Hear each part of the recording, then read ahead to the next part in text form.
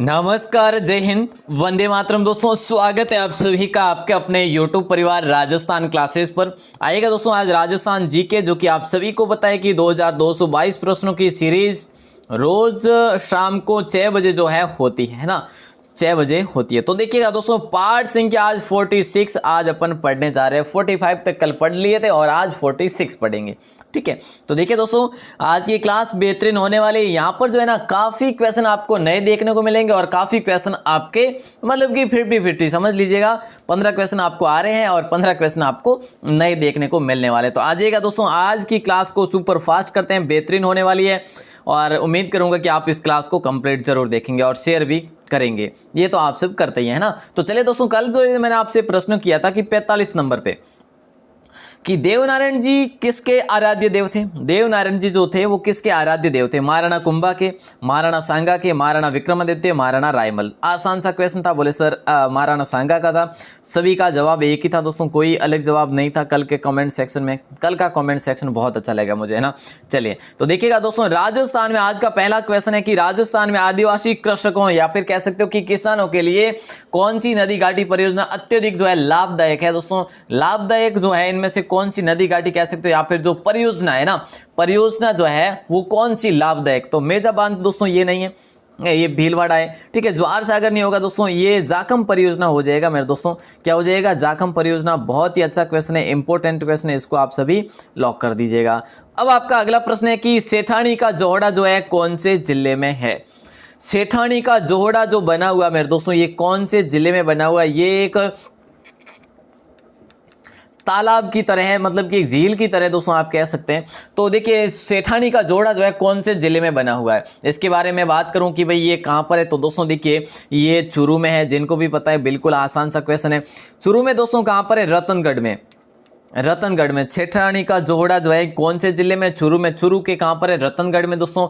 इसके निर्माण की बात करें तो दोस्तों निर्माण हुआ था छप्पनिया काल में, ठीक है। कहां पर, कब हुआ था? छप्पनिया काल में इसका निर्माण हुआ था दोस्तों, ठीक है। और अगर हम बात करें कि भाई इसका निर्माण किसने कराया, तो भगवान दास नामक के हुए थे बागला, ठीक है। भगवान दास बागला की विधवा रानी ने इसका निर्माण करवाया था, ठीक है। नेक्स्ट क्वेश्चन है ये लो, प्रथम बायोगैस जो आधारित बिजली घर कौन से गांव में है? प्रथम जो बायोमास आधारित बिजली घर है ना, ये कौन से गांव में है? जैसा कि पदमपुर गांव में है, दौलतपुरा गांव में है, जैतसर गांव में या फिर गढ़साना गांव में है। आसान सा क्वेश्चन है दोस्तों, जल्दी से बतला दीजिएगा। फिर मैंने आपको जैसा कि बताया भी था कल की क्लास में कि जो अपना पदमपुर जो गांव है ना, ये ए ऑप्शन के साथ चला जाएगा राइट आंसर। किसके साथ? ए ऑप्शन के साथ, पदमपुर गांव, ठीक है। पदमपुर। और एक पदमपुरा दोस्तों जयपुर में, जहां पर पद्म प्रभु की एक 277 जो है फीट की ऊंची जो मूर्ति है दोस्तों, वो चीज भी आपको मैंने कल बताई थी, है ना। तो फिलहाल अपना ए ऑप्शन हो जाएगा राइट। आगे बढ़े क्या? चले सर, ये तो हो गया। अगला प्रश्न आता है, किस बावड़ी को भूत बावड़ी कहते हैं? इनमें से राजस्थान की कौन सी बावड़ी जिसे अपन दूसरे नाम से भूत बावड़ी भी कहते हैं? दोस्तों देखिए, भूतिया गांव की बात करें तो कुलधरा है। भूतिया गांव कौन सा है? कुलधरा है, ठीक है। अगर भूतिया किले की बात करें कि भाई भूतिया किला कौन सा है, तो दोस्तों वो बानगढ़ है। बानगढ़ कहाँ पर है? अलवर में, ठीक है। बानगढ़। और कुलधरा कहाँ पे दोस्तों? ये गांव है, ये जैसलमेर में। अब भूत बावड़ी ये पूछा जा रहा है तो खेतानों की बावड़ी, चेतनदास की बावड़ी, मेड़तनी की बावड़ी, उपरोक्त सभी। अगर कोई कर रहे हैं उपरोक्त सभी तो बिल्कुल गलत है दोस्तों। मेड़तनी की बावड़ी के साथ जाएगा राइट आंसर, ठीक है। मेड़तनी की बावड़ी के साथ चला जाएगा राइट आंसर दोस्तों। इसके निर्माण की बात करें तो 1742 में इसका निर्माण होता है। 1742 में इसका निर्माण होता है दोस्तों, और शार्दुल सिंह मेड़तनी द्वारा बनाई गई है, ठीक है। चलिए, शार्दुल सिंह मेड़त, देखिए दोस्तों, हाँ बिल्कुल ध्यान रखना है, ठीक है ना। हाँ देखिएगा, सुराणा हवेली का निर्माण कौन से वर्ष में करवाएगा? सुराणा हवेली जो है दोस्तों, ये सुराणा हवेली दोस्तों ये कहां पर है? बोले सर चूरू में, ठीक है, चूरू में। अब इसका निर्माण जो है करवाया गया ना, ये 1870 में करवाया, 1875 में, या फिर 1850 में, 1855 में। ये क्वेश्चन मैं आपको कई बार दे चुका हूं मेरे दोस्तों। क्या? कई बार दे चुका हूं। 1870 ईस्वी में इसका निर्माण होता है। और इसमें दोस्तों इस हवेली में भी है ना हवा महल भी है। इस हवेली में भी एक हवा महल है, ध्यान रखना। लेकिन जो राजस्थान का दूसरा हवा महल कहते हैं ना, वो तो खेतड़ी के महलों को कहते हैं, जो कि झुंझुनू में खेतड़ी के महलों को, और वह जो लखनऊ जैसी भूल भुलैया भी उसमें है, ठीक है। तो दोस्तों यहाँ पर जो है ना इस सुराणा हवेली में, हवेली में लगभग 1111 खिड़कियां और दरवाजे हैं टोटल, ठीक है। तो ये इतने हैं, ये भी ध्यान रखेंगे। ए ऑप्शन के साथ चला जाएगा राइट आंसर। नेक्स्ट क्वेश्चन जरा ध्यान देना, देखिए दोस्तों ध्यान देना कि नगर श्री लोक संस्कृति शोध संस्थान जो है 1966 में कहाँ स्थापित किया गया। नाम क्या है, नगर श्री लोक संस्कृति शोध संस्थान, 1966 में इसकी स्थापना होती है। ये चीज आपके लिए बेहतरीन है, ठीक है। किसके द्वारा जो है इसकी स्थापना की जाती है, सुबोध कुमार अग्रवाल के द्वारा। किसके द्वारा, सुबोध कुमार अग्रवाल के द्वारा, ठीक है। तो बोले सर ये कहां पर की जाती है, तो प्यारे दोस्तों चूरू में की जाती है, ठीक है। तो चूरू के जो है यहाँ पर 4-5 क्वेश्चन मैंने ऐड किए थोड़े से, तो ध्यान रखें दोस्तों, इंपॉर्टेंट क्वेश्चन है सारे के सारे। नाहटा संग्रहालय कौन से जिले में है, ये आपको बतलाना है। देखिए दोस्तों यहाँ पर ये पूछा जा रहा है कि नाहटा जो संग्रहालय है चूरू है, सीकर है, उदयपुर या फिर जयपुर है। आसान सा क्वेश्चन है दोस्तों, एक बार फिर से वही क्वेश्चन होगा, वही जो है आपका आसान सा जो जिला होने वाला है चूरू जिला, ठीक है। ऐसा नहीं देखना है कि आपने 5 क्वेश्चन जो लगातार चूरू के पढ़े तो क्या हो गया, पढ़ा है, जानकारी मिली है ना, आगे अलग आ जाएंगे, यहाँ से आगे दूसरे जिले आ जाएंगे, दूसरे जिलों के, ठीक है। तो देखिए चूरू में दोस्तों, ठीक है। और ध्यान रखना मेरे दोस्तों ये इंपॉर्टेंट है, नाहटा संग्रहालय है, ठीक है। और दोस्तों जो चूरू का जो सरदार शहर है ना, सरदार शहर, ये क्या है, ये एक भित्ति चित्रों के लिए प्रसिद्ध है। क्या, भित्ति चित्रों के लिए भी प्रसिद्ध है, ध्यान रखना, अच्छा क्वेश्चन है। और स्वर्ण जड़ित जो है ना चित्रकारी के लिए भी प्रसिद्ध है ये लो साहब, कौन सा जैन मंदिर जो पाली में है, कौन सा जैन मंदिर जो है ये पाली में दोस्तों, ये आपको बताना है। राता महावीर जी मंदिर, चौमुखा जैन मंदिर या फिर जो है अपना नाना जैन मंदिर या उपरोक्त सभी, कौन सा जैन मंदिर पाली में। मेरे दोस्तों देखिए मैं आपसे नाना की बात करूँ ना, नाना जैन मंदिर दोस्तों, ये नाना जैन मंदिर लगभग 2000 वर्ष पुराना जैन मंदिर है ये, ठीक है। तो ध्यान रखना इसका मतलब कि 2000 क्या 2500 हो जाएंगे ना। देखिए ये है ना भगवान महावीर के जीवन काल से निर्मित हुआ ये, ठीक है। उसके बाद इस पर पुनर्निर्माण होता गया, लेकिन स्थापना हुई थी भगवान महावीर स्वामी के समय ही इसका स्थापना हो गई थी, ठीक है। तो ये 2500 वर्ष पुराना है। चौमुखा जैन मंदिर की बात करें तो दोस्तों ये भी यहीं पर है, ठीक है। और राता महावीर जी मंदिर की बात करें तो ये भी यहीं पर है। तो तीनों जो है ये कहाँ पर है, ये तीनों यहीं पर है पाली में, ठीक है। नेक्स्ट क्वेश्चन है, संगीतकारों का गढ़ जो है दोस्तों ये किसे कहा जाता है। वैसे हकीकत तो ये कि संगीतकारों का गढ़ जो है ना मेरे दोस्तों जिलों में से नहीं कहा जाता, लेकिन अगर ऑप्शन ही ऐसा दे दिया जाए, मतलब कि क्वेश्चन ही इस प्रकार का दे दिया जाए, तो आप कौन सा ऑप्शन करेंगे मेरे दोस्तों। यहाँ पे चूरू को हटा के आप सुजानगढ़ कर लीजिएगा। सुजानगढ़ को, राजस्थान के सुजानगढ़ कस्बे को दोस्तों, कस्बे को संगीतकारों का गढ़ कहा जाता है। बड़े बड़े संगीतकार लगभग यहाँ से निकले हुए और यहाँ पर जो है इसे संगीतकारों का गढ़ कहा जाता है, ठीक है। आप ये ना कहिएगा कि आदर्श सर का जो गांव है वो भी संगीतकारों का गढ़ है कि सर भी गाना गाते हैं, ऐसा नहीं है, वो कभी कभी हो जाता है, ठीक है। चलो कोई बात नहीं। अगला प्रश्न है, अगला प्रश्न देखिएगा, पंडित झाबरमल शर्मा पत्रकारिता का भीष्म पितामह कहलाते दोस्तों। क्या, भीष्म पितामह कहलाते। अब ये जो थे ना ये कहाँ से थे, अब यहाँ पर चूरू मत बता दीजिएगा, ठीक है, कि सर यहाँ पे भी चूरू होगा, बिल्कुल नहीं होगा। पंडित झाबरमल शर्मा जी को पत्रकारिता का भीष्म पितामह जो कहा जाता दोस्तों इन्हें, ये कौन से जिले से थे, और इनका दोस्तों पंडित झाबरमल जो शर्मा शोध संस्थान भी दोस्तों बनाया गया, जो कि कहाँ पर बनाया गया प्यारे दोस्तों, ये जयपुर में बनाया गया। इसके बारे में इंपॉर्टेंट जानकारी ध्यान रखना बस, है ना। चलिए तो फिलहाल अपन डी ऑप्शन को लॉक करेंगे, झुंझुनू हो जाएगा। पंडित झाबरमल शर्मा जी, दाढ़ी वाले मूंछों, देखिए दाढ़ी मूंछों वाले हनुमान जी देश के एकमात्र जो मंदिर है ये कहाँ पर है, चूरू, सीकर, बाड़मेर, जयपुर, ये आपसे पूछा जा रहा है। तो दोस्तों इसकी बात करें ना, यहाँ पर आप जरूर से जरूर जो है कर ही लेंगे कि सर ये जो इसका आंसर ए ऑप्शन हो ही जाएगा, चूरू, है ना। तो दोस्तों दाढ़ी मूंछों वाले हनुमान जी देश के एकमात्र जो कि मंदिर है वो चूरू में है, ठीक है। कहाँ पर है, चूरू में। आज की जो दोस्तों जो क्लास है ना आप आधी चूरू को दे दीजिएगा, है ना। चलिए आगे बढ़ते हैं। और दोस्तों कहाँ पर है, सुजानगढ़ है, सुजानगढ़ चूरू में, ठीक है। तो तिरुपति बालाजी मंदिर की कुल ऊंचाई कितनी दोस्तों, ये जहाँ पे भी है इसका ये आंसर आपके लिए नहीं है, पर जहाँ पर अगर बात करें जहाँ तक की ऊंचाई की, तो दोस्तों ये आपसे प्रश्न पूछा जा रहा है, ठीक है। तो आसान सा क्वेश्चन है, 60 फीट है या फिर 65 फीट है या फिर 70 फीट है या फिर 75 फीट है। तिरुपति बालाजी मंदिर की कुल ऊंचाई की बात करें तो दोस्तों हो जाएगा आपका 60 फीट। कितनी है, 60 फीट है। बोले सर ठीक है, ये तो आसान ही था। दोस्तों देखिएगा ये जो है ना मंदिर लगभग 1994 में इसके निर्माण हुआ था। 1994 में इसका निर्माण हुआ था दोस्तों, कहाँ पर हुआ था, सुजानगढ़ में, ठीक है। तिरुपति बालाजी का निर्माण सुजानगढ़। वैसे तिरुपति जो दोस्तों जो अपना है ना हकीकत में जो मंदिर है तिरुपति वो कहाँ पर है, तो दोस्तों वो मुख्य जो है ना वो आंध्र प्रदेश में। कहाँ पर है, बोले सर आंध्र प्रदेश में, बिल्कुल वो चीज़ भी आप ध्यान रखेंगे। आगे बढ़े क्या, और ये वाला जो है ना ये दोस्तों ये वाला 75 फीट की ऊंचाई में, 75 फीट की ऊंचाई में है। नेक्स्ट क्वेश्चन है कि बीनादेसर का किला कौन से जिले में है, ये आपको बताना है। देखिए दोस्तों, बीनादेसर का जो किला है ना, बीनादेसर का किला, ठीक है, बीनादेसर का किला ये कौन से जिले में स्थित है? सीकर में, चित्तौड़गढ़ में है, जयपुर में या फिर चूरू में? काफी भाई बहन जो है ना यहाँ पर क्या करेंगे कि सर इसका आंसर जो होगा ना वो इसका आंसर चित्तौड़गढ़ होगा, लेकिन नहीं होगा मेरे दोस्तों। बीनादेसर किले की बात हो रही है तो चूरू होगा। रात की क्लास में भी काफी भाई बहनों ने जो है मैंने कमेंट देखे थे कि चित्तौड़गढ़ बता रहे थे, लेकिन बिल्कुल कमेंट मैंने बाद में देखे थे तो चित्तौड़गढ़ नहीं होगा, ठीक है, तो शुरू हो जाएगा बीनादेसर का किला, ठीक है।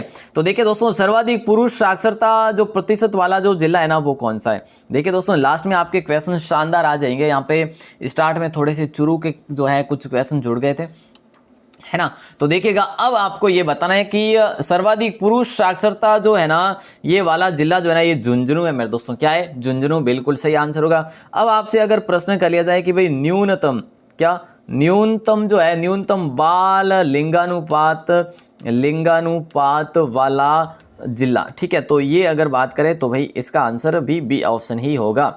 नेक्स्ट आता है राजस्थान का अमरनाथ किसे कहते हैं? देखिएगा दोस्तों, राजस्थान का अमरनाथ जो कहते हैं हम किसे कहते हैं ये आपको बताना है।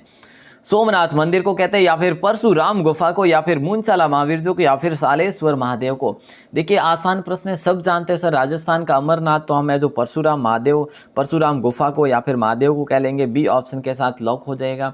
ये दोस्तों जो है ना ये कहाँ पर पड़ता है? ये पाली में पड़ता है, सादड़ी से थोड़ा सा दूर है, ठीक है, पाली के सादड़ी में स्थित है, ठीक है ना। अच्छा क्वेश्चन है दोस्तों, इस गुफा में प्राकृतिक शिवलिंग जो है ना, प्राकृतिक शिवलिंग है गुफा में, तो ये चीज ध्यान रखना, बड़ा इंपॉर्टेंट है। राजस्थान का जैसे अमरनाथ कहते हैं। और दोस्तों परशुराम महादेव मंदिर की बात करें ना, ये तो शिवलिंग है यहाँ पे परशुराम गुफा में, ठीक है, लेकिन जब परशुराम महादेव मंदिर की बात करें कि भाई महादेव मंदिर कहाँ पर, तो दोस्तों ये देसूरी के पास में। कहाँ पर है? देसूरी के पास में। ये क्वेश्चन भी बड़ा इंपॉर्टेंट है, ध्यान रखियो बस।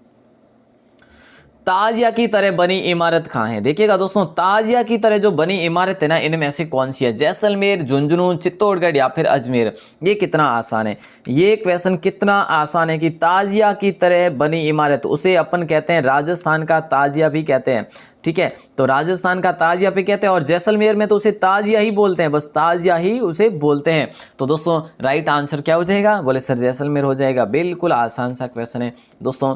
जैसलमेर को हवेलियों का शहर कहते हैं, हवेलियों का शहर कहते हैं। यहाँ पे दोस्तों सालम सिंह की हवेली, यहाँ पर पटों की हवेली, यहाँ पर नथमल की हवेली, दोस्तों नथमल की हवेली, ठीक है, यहाँ पर सालम सिंह, पटो, नथमल की हवेली दोस्तों, और ताजिया भी है, ठीक है। तो एक इंपॉर्टेंट क्वेश्चन बन जाता है, बहुत ही अच्छा क्वेश्चन बन जाता है इसके लिए। अगला प्रश्न आपके स्क्रीन पे, 24 कोसी जो परिक्रमा है ना ये प्रसिद्ध है। 24 कोसी परिक्रमा जो है प्रसिद्ध है। कहाँ की? रानी सती माता की, गलता जी की, जो कि दोस्तों गलता जी कहाँ पर है? जयपुर में। और देखिए दोस्तों रानी सती जो है झुंझुनू में। करणी माता दोस्तों एक बीकानेर जो कि मुख्य मंदिर है, और एक और जो है कि उदयपुर है, ठीक है। तो इनमें से राइट आंसर जो होगा नहीं, क्योंकि यहाँ पर 24 कोसी परिक्रमा की बात करें तो इनमें से नहीं लगती दोस्तों। करणी माता की 12 कोसी लगती है, ठीक है, करणी माता की 12 कोसी लगती है, तो इनमें से कोई नहीं जाएगा राइट आंसर डी ऑप्शन के साथ। बोले सर फिर बता रखा ना लोहारगल, दोस्तों गलत कर दिया, कोई बात नहीं, ध्यान रखें। लोहारगल तीर्थ दोस्तों ये इसे जो है ना लोहारगल तीर्थ की बात करें, ये कहाँ पर है दोस्तों लोहारगल तीर्थ? बोले सर झुंझुनू में, बिल्कुल झुंझुनू में है दोस्तों। देखिए ये जो है ना ये लोहारगल, यहाँ पर ये जो परिक्रमा होती है ना ये दोस्तों एक पहाड़ी है जिसका नाम है मालकेतु पर्वत, ठीक है, मालकेतु पर्वत है, ठीक है। मालकेतु पर्वत पर ये दोस्तों मंदिर है, ठीक है, और मतलब एक धार्मिक मंदिर है। और बात करें तो इस परिक्रमा को एक और नाम से भी जानते हैं, मालखेत परिक्रमा। क्या? मालखेत परिक्रमा के नाम से भी इसे जानते हैं। तो दोस्तों ध्यान रखना, इंपॉर्टेंट क्वेश्चन है। आगे बढ़े क्या? और भाद्रपद की गोगा नवमी से अमावस्या तक यहाँ पर मेला भी भरा रहता है, ठीक है, भाद्रपद की गोगा नवमी से अमावस्या तक यहाँ पर मेला भी भरा रहता है लोहारगल तीर्थ में। चलो नंबर 18 में ये पूछा जा रहा है कि स्वामी नरेंद्र नाथ को विवेकानंद नाम किसने दिया था? दोस्तों विवेकानंद जो है ना नाम, देखिए विवेकानंद जो नाम है ना ये नाम जो इनका बाद में पड़ा, कैसे दोस्तों देखिएगा, ये नाम किसने दिया ये बताना है। और इनका पहले नाम था स्वामी नरेंद्र नाथ। क्या नाम था? पहले स्वामी नरेंद्र नाथ था, ठीक है। तो इसमें राइट आंसर आप सभी का हो जाएगा बिल्कुल आसान सा क्वेश्चन है, सी ऑप्शन के साथ जाएगा महाराजा अजीत सिंह। ठीक है, महाराजा अजीत सिंह ने दोस्तों इनको विवेकानंद का और पूरे देश में इनको जो है विवेकानंद से नाम दिया गया। देखिएगा दोस्तों कितना एक मतलब इम्पोर्टेंट क्वेश्चन बनता है, और आज हमें इन्हें जानते हैं युवा दिवस के रूप में मनाते हैं ना। और दोस्तों शिकागो जाने से पहले इन्होंने जो है ना स्वामी विवेकानंद जो है ये अजीत सिंह से मिलने आए थे, और इनका पारिवारिक रिश्ता भी था। ठीक है, और ये खेतड़ी आए थे दोस्तों, खेतड़ी महलों में रुके थे ये। और बात करें दोस्तों तो इनका पारिवारिक रिश्ता भी था। नेक्स्ट क्वेश्चन है नवाब रुहेल खां का मकबरा जो है ये कहाँ पर है। नवाब रुहेल खां का मकबरा, इतना आसान क्वेश्चन है दोस्तों, कभी आप गलत नहीं कर सकते। नवाब रुहेल खां का मकबरा दोस्तों ये कहाँ पर है। नवाब रुहेल खां का मकबरा कहाँ पर है। जैसलमेर नहीं होगा तो दोस्तों देखिए राजसमंद भी नहीं होगा, झुंझुनू के साथ जाएगा राइट आंसर। किसके साथ? झुंझुनू के साथ। झुंझुनू में दोस्तों मैं आपको एक बताता हूँ, बिरदी नामक कुआं है। ठीक है, बिरदी नामक कुआं कहाँ पर है? झुंझुनू में। बिरदी नामक कुआं कहाँ पर दोस्तों? ये झुंझुनू में बिरदी नामक कुआं। ठीक है, अलसीसर महल दोस्तों, अलसीसर महल भी यहाँ पर है। ठीक है, और बिसऊ महल भी यहाँ पर है। ये चीज़ें मैंने आपको काफ़ी बार बताई भी है, और ध्यान भी रखना झुंझुनू में। ठीक है, चलो आगे बढ़ें, और अगला प्रश्न आता है रणकपुर जैन मंदिर को महाकवि माघ ने क्या उपाधि दी। रणकपुर जैन मंदिर को महाकवि माघ ने क्या उपाधि दी? नलिनी, गुल्म विमान की, या चतुर्भुज प्रासाद की, या त्रिलोक दीपक की, या फिर उपरोक्त सभी। तो देखिए दोस्तों ये क्वेश्चन पहले बता चुका हूँ आपको, है ना, याद है ना, ये क्वेश्चन आपको पहले करवा चुका हूँ। तो रणकपुर जैन मंदिर को महाकवि माघ ने क्या उपाधि दी? तो दोस्तों त्रिलोक दीपक दी। क्या? त्रिलोक दीपक दी। ठीक है, तो अगर अपन बात करें कि भाई जो है ना इसमें ऑप्शन दे रखा है कि भाई देखिए चतुर्मुख प्रसाद तो है ही ये, ठीक है ना, चतुर्मुख प्रासाद तो इसे कहा ही जाता है वैसे। तो नलिनी गुल्म विमान की बात करें ये कहा था आचार्य विमल सूरी ने दोस्तों, विमल सूरी ने ये जैन आचार्य हुए थे, इन्होंने कहा था कि ये नलिनी गुल्म विमान की तरह है। और त्रिलोक दीपक का कहा था, ये कहा था महाकवि माघ ने। ये कहाँ के हुए थे दोस्तों? ये भीनमाल के होते हैं। ठीक है, महाकवि माघ। इंपॉर्टेंट क्वेश्चन है दोस्तों, ध्यान रखना। अब अपन आगे बढ़ते हैं और अगले प्रश्न को देखते हैं। नाडोल किस शासकों की राजधानी है? नाडोल जो है किस शासकों की राजधानी थी दोस्तों? देखिए प्रतिहारों की तो नहीं थी, चालुक्यों की भी नहीं थी, परमारों की भी नहीं थी, तो दोस्तों चौहानों की थी। बिल्कुल आसान सा क्वेश्चन, आपको याद होगा दोस्तों लाखन ने यहाँ पर क्या किया था? लाखन ने यहाँ पर 10वीं सदी में जो है नाडोल में चौहानों की स्थापना, चौहान राजवंश की स्थापना कह लो या फिर नाडोल की स्थापना कह लो। ठीक है, ध्यान रखना दोस्तों, अच्छा क्वेश्चन है। आगे बढ़े, चलो आगे बढ़ते हैं। नवलखा जैन मंदिर ये कहाँ पर है? नवल का जो जैन मंदिर है ना दोस्तों ये जयपुर में है, पाली में है, जालोर में, या फिर सिरोही में। ये क्वेश्चन शानदार है, राइट आंसर बतला दीजिएगा दोस्तों, क्योंकि देखिए नवल खां अभी अपन ने पढ़ा रुहेल खां। ठीक है, रुहेल खां, नवाब रुहेल खां का मकबरा कहाँ पे दोस्तों? झुंझुनू में। अब ये बताना है कि नवल खां जैन मंदिर कहाँ पर है, तो बोले सर ये पाली में है।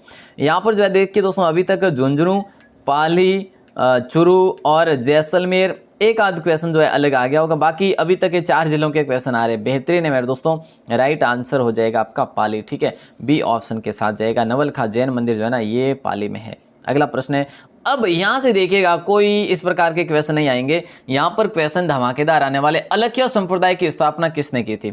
अलखिया संप्रदाय की स्थापना लालगिरी ने, भोलानाथ ने, चरणदास ने, या संत दास जी ने? दोस्तों देखिएगा अलखिया संप्रदाय की स्थापना की मैं आपसे बात करूं तो देखिएगा इनकी जो स्थापित पीठ है ना दोस्तों ये 10वीं सदी की स्थापित है यहाँ पीठ। ठीक है, 10वीं सदी की स्थापित पीठ है। बोले सर इस पीठ जो है इसकी कहाँ पर है, तो दोस्तों ध्यान रखना बीकानेर में है। ठीक है, बीकानेर में। तो लालगिरी इसके प्रवर्तक होते हैं दोस्तों। कौन होते हैं? लालगिरी इसके प्रवर्तक होते हैं। और निर्गुण भक्ति संप्रदाय था, ये कैसा था? ये केवल और केवल निर्गुण भक्ति संप्रदाय था दोस्तों, ये चीज़ भी आप ध्यान रखेंगे। हाँ, अच्छा क्वेश्चन है। ठीक है, आगे बढ़े, चलो अगला प्रश्न है, संत जाम्बू जी का जन्म स्थल कौन से जिले में? अब यहाँ पर काफी भाई बहन क्या होते हैं, कंफ्यूजन हो जाते हैं कि जाम्बू जी का जन्म स्थल आपसे यहाँ पर पूछा जा रहा है। देखिए संत जाम्बू जी का जन्म स्थल जो है ये कहाँ पर है? जोधपुर में है, या फिर जैसलमेर है, या फिर नागौर, या फिर बीकानेर? तो दोस्तों राइट आंसर जोधपुर नहीं होगा, जैसलमेर भी नहीं होगा, नागौर हो जाएगा। ठीक है, तो बीकानेर नहीं होगा। कोई अगर बीकानेर करे तो गलत है, क्योंकि पीपासर में इनका जन्म होता है दोस्तों, और पीपासर कहाँ पर है? नागौर में है। ठीक है, और इनके जन्म की बात करूं तो दोस्तों 1508 विक्रम संवत में इनका जन्म होता है। 1508 विक्रम संवत 1508 में इनका जन्म होता है। पंवार वंशीय राजपूत परिवार में इनका जाम्बू जी का जन्म होता है दोस्तों, ध्यान रखना किसमें? पंवार वंशीय राजपूतों में। ठीक है, अच्छा क्वेश्चन है। आगे बढ़े तो अगला प्रश्न आ जाता है कि इनमें से एक सभ्यता स्थल है, ये बताना है। इनमें से एक सभ्यता स्थल जो है ना वो कौन सी है? सूरतगढ़ है या फिर अनूपगढ़ है या जैतसर है या फिर रायसिंह नगर है? जो भी भाई बहन लास्ट तक बने रहे हैं उनका मोस्टली वेलकम, क्योंकि देखिए ये धैर्य बनाए रखना 20 मिनट का धैर्य भी बहुत मुश्किल से होता है ना। तो इनमें से एक सभ्यता स्थल जो है दोस्तों सूरतगढ़ है या अनूपगढ़ है या जैतसर है या फिर रायसिंह नगर है। तो फिलहाल अपन यहाँ पर लॉक करेंगे, इनमें से सभ्यता स्थल पूछा जा रहा है। तो दोस्तों सभ्यता स्थल यहाँ पर जो है ना अनूपगढ़ है। पता है क्या आपको? अनूपगढ़ जो है यहाँ पर सभ्यता स्थल है। दोस्तों ध्यान रखना, इंपॉर्टेंट क्वेश्चन है, जो कि गंगानगर में, ठीक है। अनूपगढ़ सभ्यता स्थल है, बाकी कोई सभ्यता स्थल नहीं है दोस्तों, ध्यान रखना है आपको, ठीक है। और सूरतगढ़ में आप सबको पता है दोस्तों, जो कि क्या है दोस्तों, सबसे पहला जो है दोस्तों यहाँ पर क्या यांत्रिक कृषि फॉर्म लगाया गया है। क्या यांत्रिक कृषि फॉर्म जो है लगाया गया है। और दूसरा कहाँ पे लगाया है? बोले सर जैतसर में। तो ये चीज़ें बहुत इंपॉर्टेंट है, पहला जो सूरतगढ़, दूसरा जैतसर, ठीक है। अच्छा क्वेश्चन है। आगे बढ़े तो अगला प्रश्न आता है कि राजस्थान का उत्तर तोताद्री किसे कहते हैं? राजस्थान का उत्तर तोताद्री किसे कहते हैं? इसे दोस्तों मंकी मंदिर भी कहते हैं। क्या? इसे मंकी मंदिर भी कहते हैं, इसे मंकी वैली भी कहते हैं दोस्तों, ठीक है। क्योंकि यहाँ पर है ना बंदर अधिक होने के कारण इसे मंकी मंदिर भी कहते हैं, मंकी वैली भी कहते हैं। यहाँ पर दोस्तों देखिए गालो ऋषि का क्या है, गालो ऋषि की तपोभूमि थी, गालो ऋषि का आश्रम यहाँ पर था मेरे दोस्तों। तो गालो ऋषि का आश्रम था, तो यहाँ पर इनका मंदिर भी है, ठीक है। तो राजस्थान का उत्तर तोताद्री, जिसे आप कह सकते हैं कि सर गलताजी हो जाएगा, बिल्कुल गलताजी, जो कि कहाँ पर है मेरे दोस्तों? ये आपका जयपुर में। कहाँ पर है? बोले सर जयपुर में। ये एक धार्मिक दोस्तों आप कह सकते हैं कि अनुष्ठान है ये, ठीक है। आगे बढ़े क्या? चलिए सर अगला प्रश्न बताइएगा। जैन विश्व भारती लाडनू की स्थापना किसके द्वारा की गई थी? ये आपको बताना है। शायद ये क्वेश्चन भी आपको मैं पहले ही करवा चुका हूँ, है ना। मुझे याद है कि जैन विश्व भारती लाडनू की स्थापना किसके द्वारा की गई। दोस्तों देखिए कहीं ना कहीं जो है ना मैं टाइप करता हूँ ना, तो लगभग जो है ना जिस टॉपिक पे जाता हूँ वहाँ से कहीं ना कहीं जो है सेम क्वेश्चन बन ही जाते हैं। तो डोंट वरी दोस्तों, आपके लिए वो रिवाइज हो रहे हैं, ठीक है। और कहीं ना कहीं मैं आपको थोड़ी सी एडवांस जो है अच्छी से जो है बता देता हूँ। तो जैन विश्व भारती लाडनू जो है ना दोस्तों, ये कहाँ पर है? बोले सर नागौर में। हाँ नागौर में, बिल्कुल सही है। तो राइट आंसर दोस्तों 1991 में इसकी स्थापना होती है, 1991 में इसकी स्थापना होती है। तो यहाँ पे राइट आंसर होगा आपका माँ श्रमण जी, नहीं होगा, माँ प्रभ जी हो जाएगा, बी ऑप्शन, ठीक है। तो बी ऑप्शन को लॉक करेंगे। और ये माँ प्रभ जी थे ना दोस्तों, इन्होंने लगभग 300 लगभग पुस्तकों की रचना की है। अगला प्रश्न, विलास सिंचाई परियोजना किस जिले की है? आसान से क्वेश्चन का जवाब दे दीजिएगा फटाफट से और फिर आगे बढ़ते हैं। विलास सिंचाई परियोजना किस जिले की है? कोटा की है, भरतपुर की है, झालावाड़ की या फिर बारां की है? बोले सर ये क्वेश्चन तो अच्छा है, बिल्कुल। विलास सिंचाई परियोजना की बात करें तो बारां में। जो स्टार्ट में बने रहे थे ना कि सर ये चुरू के ही आ रहे हैं सारे या सर झुंझुनू की आ रही है, तो दोस्तों वो 10 से 15 क्वेश्चन आए थे जो 3-4 जिलों के थे। उसके बाद सारे के सारे नए क्वेश्चन आ रहे हैं, ठीक है। तो बस आपकी रिवाइज हो रही है, किसी में प्रैक्टिस हो रही है, कोई नए क्वेश्चन देखने को मिल रहे हैं। यहाँ पे 12 होगा, डी ऑप्शन, ठीक है। विलास सिंचाई परियोजना 12 होगा। नंबर 29 प्रश्न में ये है, वर्तमान में देश के कुल उपलब्ध सतही जल संसाधनों का कितने प्रतिशत राजस्थान में? मेरे दोस्तों वर्तमान में देश के कुल उपलब्ध सतही जल संसाधनों का कितने प्रतिशत राजस्थान में है, ये आपको बताना है।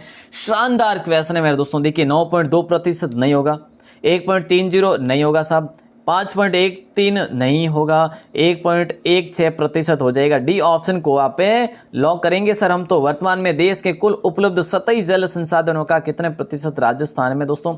तो डी ऑप्शन के साथ जाएगा। अगला प्रश्न आपकी स्क्रीन पे, लास्ट क्वेश्चन जिसका आंसर आपको देना होगा, और उम्मीद करूंगा इसका आप गलत कतई नहीं कर सकते ना, क्योंकि ये क्वेश्चन बहुत आसान है और हो सकता है कि आपको ये भी एक बार स्क्रीन पे दिया हो, थोड़ा सा अलग लेवल से, है ना। तो शेखावाटी का सबसे महत्वपूर्ण ऐतिहासिक दुर्ग जिसकी नींव फतन खान कायम खानी ने रखी थी? किसने? फतन खान कायम खानी ने रखी थी नींव। और वो कौन सा दुर्ग है? विजयगढ़ दुर्ग है या फिर लक्ष्मणगढ़ दुर्ग है या फिर नवलगढ़ दुर्ग है या फिर इनमें से कोई नहीं है? तो दोस्तों कौन सा हो जाएगा? बोले सर इनमें से कोई नहीं हो जाएगा, ठीक है साहब। डी ऑप्शन को लॉक करेंगे। शेखावाटी का एक महत्वपूर्ण दुर्ग जिसकी नींव रखी थी फतन खान कायम खानी ने। बोले सर बता दीजिएगा अब तो ये लो साहब फतेहपुर दुर्ग है, ठीक है। फतेहपुर दुर्ग की नींव इनके द्वारा रखी गई थी। दोस्तों ये तो थी आज की क्लास आपकी। अब मैं आपको जो क्वेश्चन दे रहा हूँ उसका आंसर आपको बाहर आके कमेंट सेक्शन में देना है। क्लास कैडी लगी सा बता दीजिए मैंने, यानी आज का क्वेश्चन कैडा लगा आपने, कि नहीं तो यूँ ही लागो कि आज छुरू रईस पड़ेला सारा का सारा सर, पर ऐसा बिल्कुल नहीं है ना, ऐसा बिल्कुल नहीं है दोस्तों। तो देखिए अभी अपन बात करते हैं दोस्तों अगले क्वेश्चन की, जो कि आपका क्वेश्चन आने वाला है ये इसका आंसर बाहर आके कमेंट में दे दीजिएगा। ये 46 पार्ट था, ठीक है, ये पार्ट संख्या 46 था दोस्तों। अब मैंने जैसा कि आपको बताया था दोस्तों कि भाई आज मैं आपके लिए क्लियर कर ही दूं। काफ़ी को पता नहीं है कि सर 2222 प्रश्न पढ़ेंगे तब तक सीरीज कितनी हो जाएगी, है ना। काफ़ी के लिए बड़ी दिक्कत वाली बात है दोस्तों, है ना। तो क्या कितनी हो जाएगी सर, तो देखिए दोस्तों 2222 प्रश्नों की सीरीज में अपने जो कुल सीरीज होगी ना वो 74 सीरीज होगी। कितनी हो जाएगी, 74 सीरीज हो जाएगी मेरे दोस्तों। तो 74 सीरीज में अपना राजस्थान जी के इस कदर कंप्लीट होगा कि पूछो ही ना, है ना। बाकी टॉपिक वाइज तो अपन पढ़ ही रहे। और इसका आंसर मक्का की फसल को पकने में लगभग कितने दिन लगते हैं ये बता दीजिएगा बाहर आके कमेंट में। और दोस्तों बड़ी अच्छी लगी हो क्लास तो लाइक कर दीजिएगा, बेल प्रेस को भी सब्सक्राइब करके बेल प्रेस दबा दीजिएगा। और नहीं कहता मैं, बट आपके लिए बहुत ज़रूरी हो जाता जब आप तैयारी करते हैं ना, है ना। और बाकी शेयरिंग किया करो साहब, अब बहुत नज़दीक है, मतलब हमारी भावना ने समझ लिया हो नहीं तो बस अब आप जो है सब लोग नज़दीक ही जहाँ आवे, है नहीं। हाँ तो जल्दी शेयर करो और जल्दी जो है अपनों सपनों और अपनी जो इच्छा है जो कि पूरी कराओ, ठीक है। बहुत बहुत धन्यवाद, बहुत बहुत आभार। जय हिंद, वंदे मातरम।